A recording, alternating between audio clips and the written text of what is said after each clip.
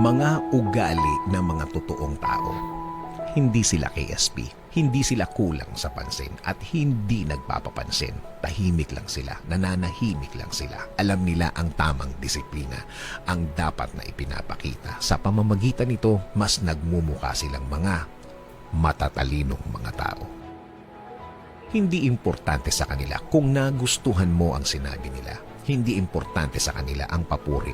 Ang importante sa kanila ay nasabi nila ang dapat sabihin. Lalo na ang mga sasabihin ay dapat sabihin at kailangan may makaalam. Komportable sila sa kanilang mga sarili. May tiwala sa sarili. Kahit kailan, hindi nila pinagdududahan ang kanilang kaya. Ang kaya nilang gawin. Kung gusto nila, kaya nila dahil ang Diyos ang nagiging lakas nila. They walk the talk. Kung ano ang ipinapangaral nila, yun ang nakikita mo sa buhay nila. Bawat salita, nasa gawa. Dahil alam nila na maraming tao ang ginagawa silang inspirasyon. Kaya makikita mo ang bawat aral na naisishare nila. Simple ang buhay ng mga taong ito. Walang luho kang makikita. Walang kayabangan. Walang pagmamalaki kang mararamdaman. Kung ano ang kailangan nila, yun ang pinagtatrabahuhan nila.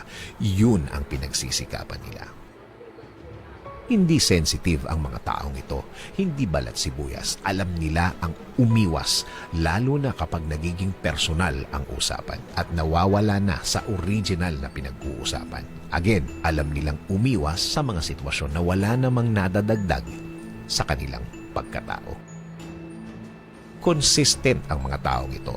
Kung ano ang sinabi nila noon, yun pa din ang maririnig at makikita mo sa kanila. Iisa lang yan at yan pa din ang gusto nilang iparating. Maiba man ang mga pangyayari, iisa pa rin ang ibibigay nila at salita nila. Kung nakaharap ka at nakatalikod, yun pa din ang sinasabi nila tungkol sa iyo at oo, kung may problema sila sa iyo, sasabihin nila sa iyo at ini-expect nila na ito ay maiintindihan mo. Kung hindi naman, walang kaso sa kanila. Basta't nasabi nila sa iyo yan ng harapan at hindi nang nakatalikod ka. Madalang mo silang mahuling nagsisinungaling. Ang turing nila sa kasinungalingan ay waste of time. Sayang ang oras, kaya sinasabi na lang nila ang totoo. Kaya dinidiretsa na lang nila sa taong concern at hindi na dinadaan sa katsismisan.